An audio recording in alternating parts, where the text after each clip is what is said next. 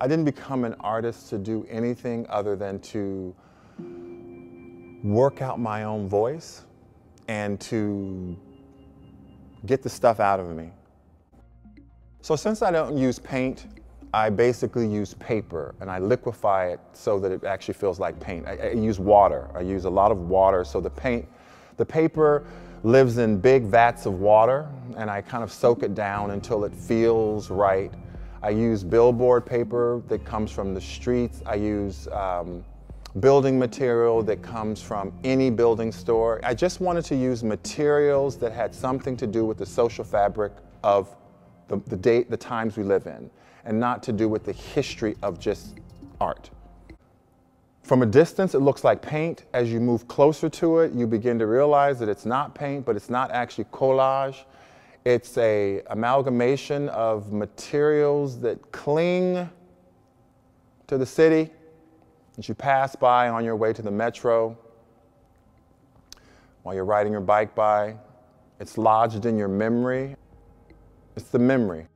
Once I collect it and once I build it up, then oftentimes I tear it down. I create my own archaeological sites on the surface myself. The tools of civilization, how we build and destroy ourselves, are the materials that I'm really interested in. And paper is one of the main ways in which information is displayed. Paper in itself is simply a bunch of fragments held together by a binder. I always saw it as pigment dried in a binder and cut into 8.5 by 11 blocks. So just in my head, I thought, oh, well, you just have to wet it so that it can move like paint.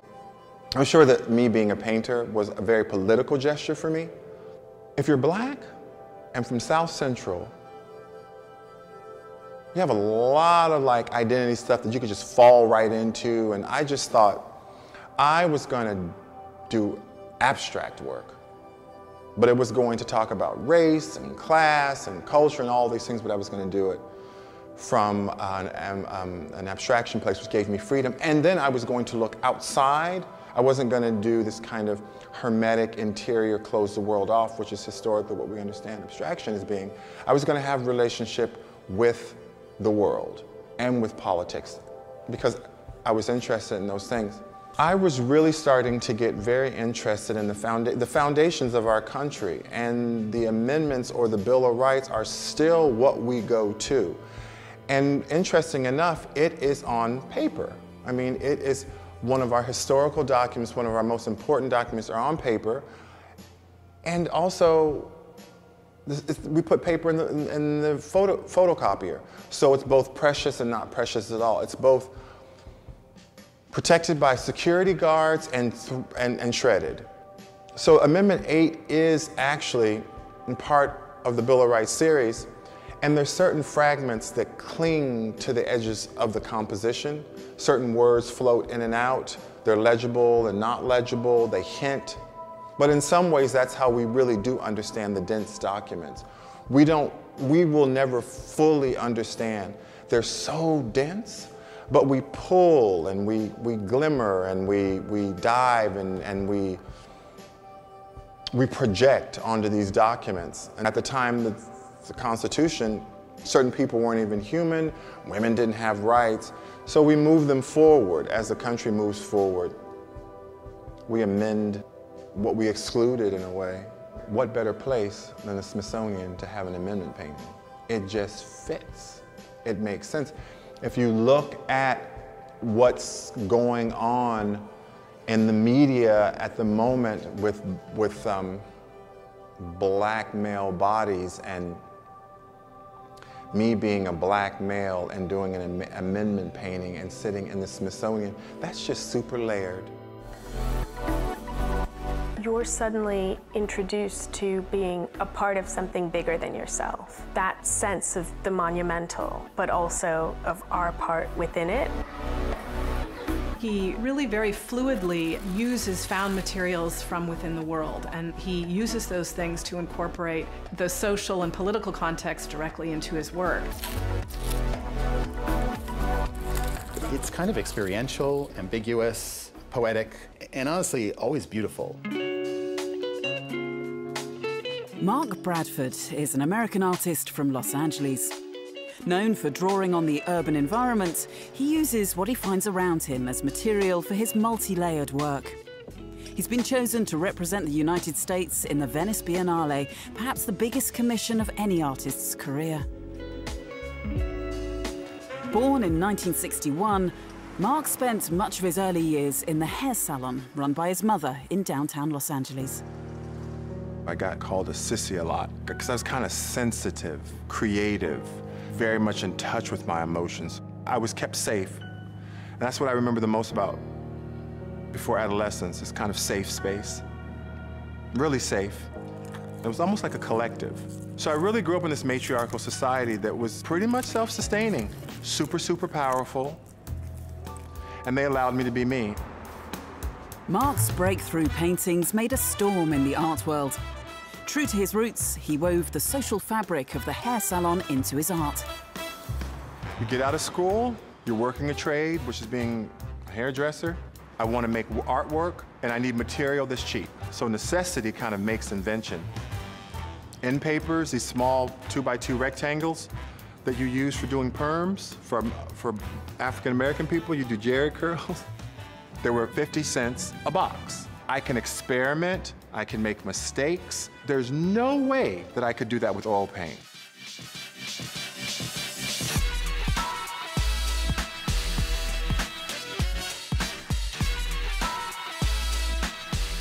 He's speaking so very directly to Black girls and Black women. All of us knew what that was. We all know what it is. Here you have an inspired use of the grid, so it's really speaking directly to modernism. The hair papers themselves introduced this incredible other social and eventually political content into the work. I liked it because it came from the social fabric of life, and it came from what I did for a job. Trying to bring the social back into the studio, and then trying to bring the studio out into the socials, like the back and forth thing. I often view it as code switching. You know, he's able to say, like, you know, I got you, girl. Like, we're able to see something in the work, but there's also something there for an erudite art world audience. It's that layering. It's the fact that they both exist, but you wouldn't have one without the other.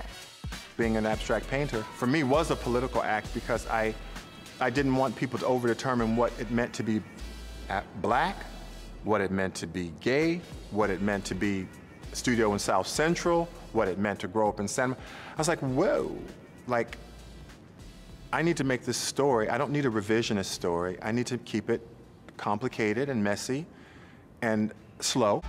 The 80s, it was like a gone fishing sign when so many people are dying and dealing with the ideas of shame and guilt and the church and all at one time. And you are 18 or 19 years old, it's hard to process it. He invented this beautiful image of the United States scraped back out of the wall. The statistics of AIDS infection available as of a couple years prior to the exhibition. It's just numbers on a page until you realize that those numbers are connected to people. It's like when we drop bombs. It's just a map and a little burst until they take pictures on the ground of the people and the homes that they've destroyed and the lives that they've destroyed.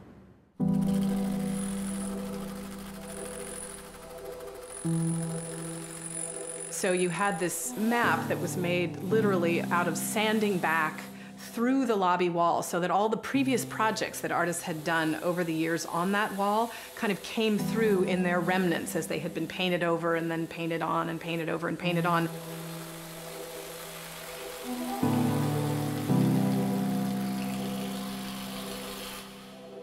But he also began doing research looking at medical images of AIDS, very close-up microscopic images of blood, of different kinds of bodily fluids. And through those very abstract images, he found a way into a content that had to do with the body, that had to do with the body in crisis. I think I do want people to remember people that struggle, not just erase it. We, as a society, can do more to not turn our gaze if a person says that they're in need. Thinking and walking is something I've always done since I was about 6. I think and walk. For me, I have to walk to think. Sometimes I'll walk the streets to think, or walk around the studio. I do 70-30 or sometimes 60-40, which means I work on projects that I'm working on and I understand them about 60% of the time. 40% of the time, I allow myself to just play in the unknown.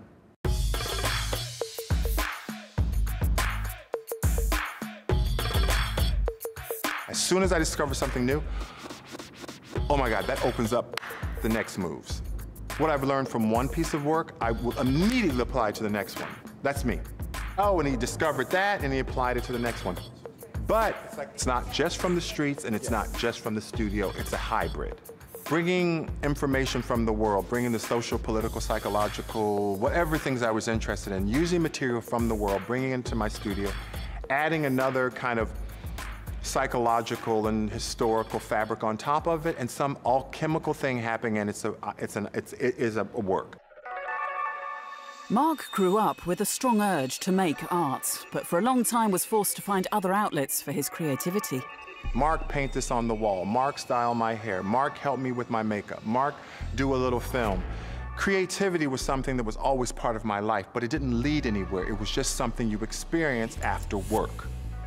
My mother was an artist. She always had the creativity. She just never had the possibility. My mother grew up in segregated America. She became a hairstylist, and she used all of her creativity for that. My grandmother was known for being able to sew and draw anything that she saw. My uncle would make these comic books. So what I realized is that I was the first one that was able to go to art school and kind of formalize it. And I gave myself permission to follow my voice. And that's what my whole career's been. I still give myself permission and no compromise. I compromised before, you know, but not when I became an artist. No. In the spring of 1992, long-standing tensions between the Los Angeles Police Department and the local community boiled over into week-long rioting across the city. Mark started noticing physical traces this period of civil unrest left on the world around him. In 1992, I was still in school, so I really hadn't developed a material vocabulary. But after the riot, it physically changed the physicality of the urban environment. A lot of plywood barricades went up. You would start to paper the one sheets on them, and they would become very, very thick. You didn't have that many before. Cyclone fencing, merchant posters. What the merchant posters would always point to was, again, urgent need. We know you're losing your house. We're going to give you 5 cents on the dollar. Oh, well. So walking by a sea of merchant posters, you immediately knew what was going on in the community. Bed bugs, immigration, losing your house. You would get this incredible snapshot. They're almost hidden in plain sight. They're part of the cityscape, but you wouldn't see them if you don't need them. So unless you do need phone minutes to call a loved one in prison, or you can't afford the Orkin man and you're looking for an exterminator. There was a kind of lack of money invested from the city back in rebuilding that neighborhood, so there were lots of posters about different kinds of economies in the neighborhood, different jobs, different businesses, many stories about a recovery that almost happened but never did in that neighborhood. So he would literally scavenge those posters and use a lot of the found text as a way, again, of embedding a political subtext in the work. There is a really very sophisticated interplay of how one material can suggest a whole network of people in a particular place at a particular time. And the interesting thing about merchant posters, the demographic was very small and the runs were very short, and they were gone. And then I would see a merchant poster and I would like it, and I said, oh, that's really cool. I'm gonna come back next week, and gone. And all memory of what it was for and who bought into it, all gone. After the riots, the social makeup of Mark's neighborhood changed as African Americans moved elsewhere and were replaced by an influx of Hispanic immigrants. The precarious lives of this fledgling community left traces on the walls and telegraph poles around, inspiring a huge work with a loaded title. Los Moscos translates to the flies, which is a derogatory term for migrant day workers, people who might be by the side of the road waiting to get into the back of a pickup truck in order to go to any number of jobs and be paid, off the grid. Latin American people had a very different relationship to public space. So you started seeing people more selling on the streets, food vendors. So public space, again, started to change. And that was really interesting to me, too. Formally, the work is so astonishing because you have this kind of black field that's punctuated by these very vivid colors. And personally, and I'm from LA, it always reminds me of what it's like, that sense of excitement and that kind of sprawling beauty of landing at LAX at night. So there's both this sense of it really looking like a place, but also all of the ways that it evokes this whole other world.